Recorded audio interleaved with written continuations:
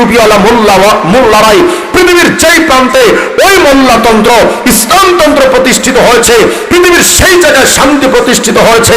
যদি শুধু ইতিহাস বিশ্বাস করতে না চাও, তার আজকে তোমাকে আমি চোখে আঙ্গুল দিয়ে দেখাই। দেখো তোমার বাপ মোল্লাদের দিকে তাকাও, আফগানিস্তানের তালেবানের দিকে। তোমার বাংলাদেশের 53টা বছর ইতিহাসে তোমার নেতারা যেটা করতে পারে নাই, মাত্র 3 বছরের ব্যবধানে আফগানিস্তানের মোল্লাদের মাধ্যমে এখন চুরি নাই, ডাকাতি নাই, দুর্নীতি নাই, ধর্ষণ নাই। কোন যুবতী নারী রাস্তা দিয়ে যদি হেঁটে যায়, কোন যুবক বখাটে ছেলে লোলুপ দৃষ্টিতে ওই নারীর দিকে তাকানো হিম্মত করে না। লাখ লাখ টাকা হাতে নিয়ে মোল্লা তালেবানরা হাতে নিয়ে ঘুরে বেড়ায়, কোন ডাকাত তাদের দিকে রক্ত চক্ষু দিয়ে তাকায় না।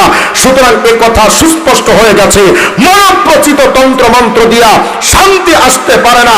শান্তি দেওয়ার জন্য একমাত্র ইসলামতন্ত্র, মোল্লাতন্ত্র, খোদার আইন দরকার। কিন্তু আপনার আমার কাছে তো ওটা বিশ্বাসযোগ্য নয়। সাউন্ড আরো কমতেছে নাকি? আমি কিন্তু রেখে চলে যাবো ভাই, আমি কিন্তু এত ভদ্র মানুষ না। ঠিক মতো সাউন্ড চালান। 14 বার বলা লাগে সাউন্ড ঠিক করতে। ইসলামতন্ত্র ছাড়া পৃথিবীর কোন জায়গায় শান্তি প্রতিষ্ঠা হতে পারেনি, হতে পারে না, হচ্ছে না। অন্তর্বর্তীকালীন সরকারও আমাদেরকে ধোঁকা দিচ্ছে যে আমরা দেশকে সংস্কার করব, দেশকে সংস্কার করব। 6 মাস চলে যাচ্ছে, কি ঘোড়ার ডিমের সংস্কার করেছে আমাকে দেখান। সংস্কার হয়নি। আমরা যখন সাবেক স্বৈরাচার সরকারের আমলে আমরা যারা হেফাজতের মামলাকে কারাগারে গেছি, আমি তো 2 বার গেছি গ্রেফতার হয়ে, 6টা মামলা এখনো পর্যন্ত মাথায় নিয়ে ঘুরি। কারাগারে গিয়ে আমরা দেখেছি লেখা আছে, রাখিব নিরাপদ, দেখাবো আলোর পথ। কি ঘোড়ার ডিমের আলোর পথ দেখা? একটা ঠাড়া বড় মিথ্যা কথা। আজ পর্যন্ত শুনেছেন কোনদিন কোন আসামি কারাগারে গিয়ে ভালো হয়ে গেছে? আজ পর্যন্ত আমরা তো দেখলাম না। কিন্তু আমি আপনাকে হাজার হাজার প্রমাণ দিতে পারবো। চোর, ডাকাত, বদমাইশ, লুচ্চা, বড় বড় সন্ত্রাস ক্যাডার মোল্লাদের কাছে এসে আল্লাহ ওয়ালা হয়ে গেছে। সুতরাং এটা প্রমাণিত বিষয়।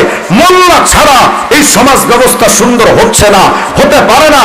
আজকে তো তুমি তোমার রাষ্ট্রীয় ব্যবস্থাপনায় ভাবছো লেনিন, কালমার্ক্স, মাও সেতুংদের তন্ত্র মন্ত্র, আব্রাহাম লিঙ্কনের তন্ত্র তোমাকে শান্তি দিবে।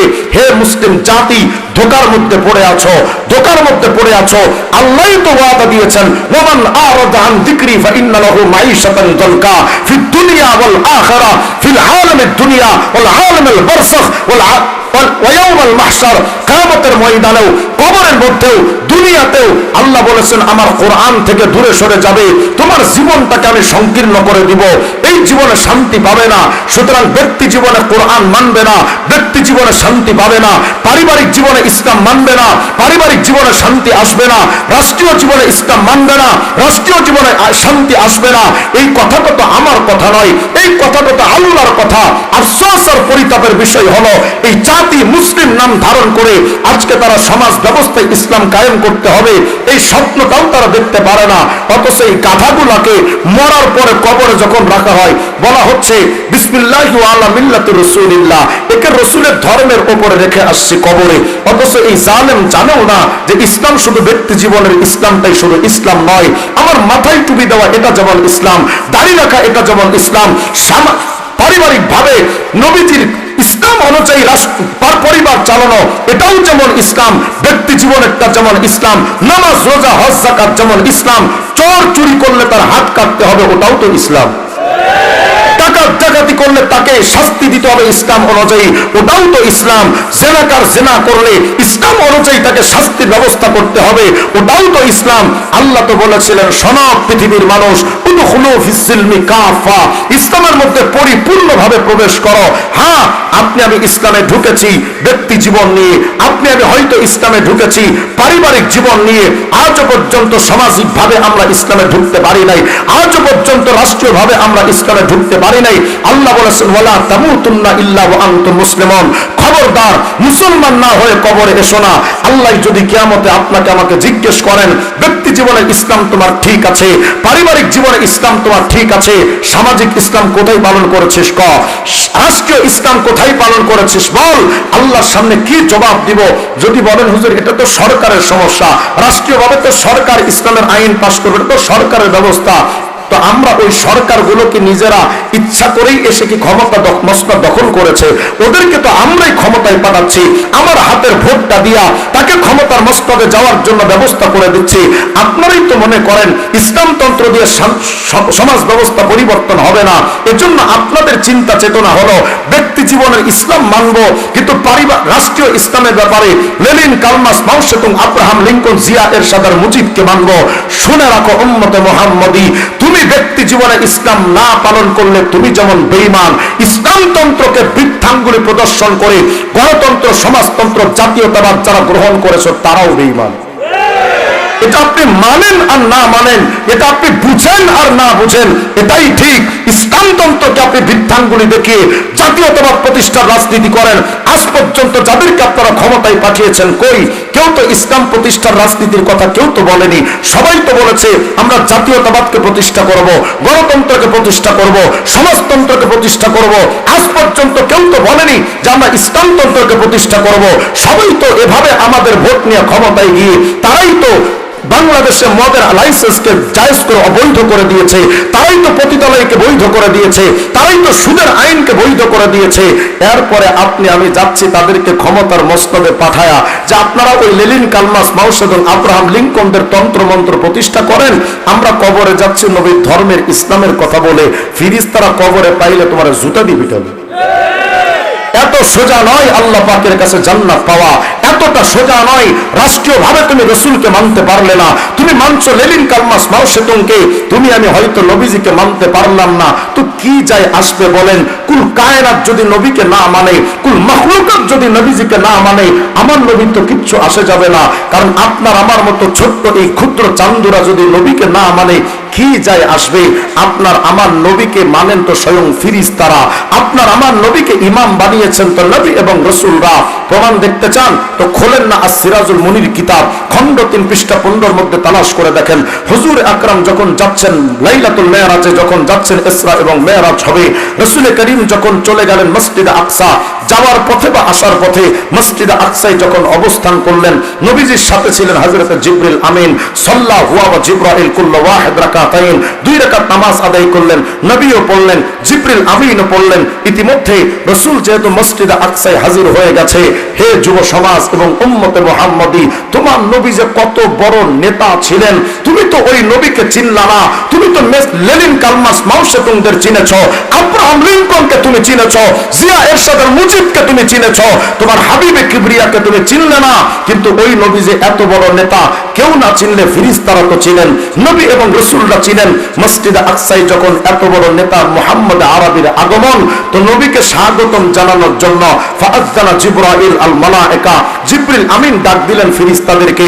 ওয়া নাযালাত মিনাস সামা, আসমান থেকে কাতারে কাতারে ফিরিস্তারা নাজিল হয়ে আসলেন। ওয়া হাশারা লাহু জামিআল মুরসালিন ওয়াল আম্বিয়া, সমস্ত নবীদের আগমন হলো, রাসূলদের আগমন হলো। তারা সবাই আজকে এসেছেন মসজিদে আকসায়। কেন এসেছেন? হুজুর আকরামের সম্মানার্থে, নবীজির সাথে মোলাকাতে সবাই আজকে মসজিদে আকসায় হাজির হয়ে গেলেন। আল্লাহর রাসূল তাকালেন, ফারাফান নবী আন নবিয়্যিন, আপনার আমার নবী তাকালেন, তাকিয়ে চিনতে পারলেন সমস্ত নবীদেরকে। মিন বাইনে কায়েম ওয়া রাকি ওয়া সাজিদ, নবীজি তাকিয়ে দেখলেন ওই যে বাবা আদম, ওই যে নূহ, ওই যে ইব্রাহিম, ওই যে মুসা, ওই যে ঈসা, কেউ দাঁড়িয়ে নামাজ পড়ছেন, কেউ রুকুতে আছেন, কেউ সিজদায় আছেন। সমস্ত নবী রাসূলরা দাঁড়িয়ে, নবী সবাইকে দেখে চিনতে পারলেন। ইতিমধ্যে ফাআযানা মুআদ্দিন, আযান হয়ে গেল, ওয়া উকিমাতিস সালাহ, ইকামত হয়ে গেল। ফজরের জামাতের ইমামতি করার জন্য ফজরের জামাতের নামাজ হবে। ফাকামু সুফুফা, পুরা মসজিদে আকসার কাতারে কাতারে নবী এবং রাসূলরা দাঁড়িয়ে গেছেন মুক্তাদি হয়ে। তারা আজকে নামাজ আদায় করবেন মসজিদে আকসায়। আজকের এই দামি জামাতের মুসল্লি কারা? নবী এবং রাসূলরা, ফেরেশতারা আজকের এই দামি জামাতে দাঁড়িয়ে আছেন সবাই কাতার বন্দী হয়ে। পিনপতন, নীরবতা, নিস্তব্ধতার আধার, কেউ কোনো কথা বলে না। সবাই অপেক্ষমান ছিলেন, ইয়ান্তাজিরুনা মাইয়া উম্মুহুম, সবাই অপেক্ষায় ছিলেন আজকে ইমামতি করবে কে। এমন দামি জামাত, যেই জামাতের মুসল্লি ফিরিস্তারা, নবী এবং রাসূলরা, ইমামতি করবে কে? সবাই দাঁড়িয়ে আছেন। বাবা আদম আরে উনি তো সাহসী করেন না ইমামতের মুসল্লায় যেতে। খলিলুল্লাহ ইব্রাহিম, কালিমুল্লাহ মুসা, জবিহুল্লাহ ইসমাইল, রূহুল্লাহ ঈসা, কেউ তো হিম্মত করেন না ইমামতের মুসল্লায় যেতে। সবাই দাঁড়িয়ে আছেন, এত বড় দামি জামাতের ইমাম আজকে হবে, সেই সম্মানিত ইমামকে সবাই যখন দাঁড়িয়ে আছেন, জিবরিল আমিন আসছেন। ফাআখাযা বিয়াদিহি সাল্লাল্লাহু আলাইহি ওয়াসাল্লাম ফাকাদ্দামা, আপনার আমার রাসূলের হাতটা ধরে জিবরিল আমিন বলছেন, মুহাম্মদ আজকের এই দামি জামাতে ইমামতি করতে পারে এমন যোগ্যতার কার আছে? মুহাম্মদ তুমি সামনে এগিয়ে যাও, নবী রাসূল ফেরেশতাদের ইমাম হয়ে যাও। আপনার আমার নবী হয়েছেন ফেরেশতাদের ইমাম। ওই নবীকে নেতা মেনেছেন সমস্ত ফেরেশতারা। নবী এবং রাসূলরা উম্মত হয়ে ওই নবীকে আপনি আমি নেতা বানাতে পারলাম না। হয়তো ব্যক্তি জীবনের নেতা বানিয়েছি, নামাজের ক্ষেত্রে নেতা বানিয়েছি, রোজার ক্ষেত্রে হয়তো নেতা হিসেবে মডেল হিসেবে মেনেছি, কিন্তু রাষ্ট্রীয়ভাবে তিনিও যে তোমার নেতা ছিলেন, সেই রাষ্ট্র ব্যবস্থার নেতৃত্ব কে মেনে নিবে? তুমিও তো আজকে মুসলিম হয়ে মানতে চাও না। আরে দুনিয়ার মানুষ শুধু কে তাই? তুমি তো নবীকে চিনলা না। সহিহ বুখারী 2496 নম্বর হাদিস তালাশ করে দেখেন, রাসূল করিম আলাইহিস সালাম বলেছেন, ফাকুন আউওয়ালা মান তানশাক্কু আনহুল আরদ, কিয়ামতের ময়দানে এই জমিন ফেরে সর্বপ্রথম যিনি উঠবেন তিনি আর কেউ না। কোথায় তোমার লেনিন, কালমাস, মাও সেতুং, আব্রাহাম লিঙ্কন, জিয়া এরশাদ আর মুজিব মিয়া? রাসূল বলেছেন কিয়ামতের ময়দানে সর্বপ্রথম এই মাটি ফেরে সর্বপ্রথম যিনি উঠবেন তিনি আর কেউ না, আমি মুহাম্মদুর রাসূলুল্লাহ। শুধু তাই নয়, ওই নবীকে তো দুনিয়াতে নেতা মানতে পারলাম না, তো কিয়ামতের ময়দানে ওই নবী ছাড়া আর নেতা হিসেবে পাবেন কেমনে?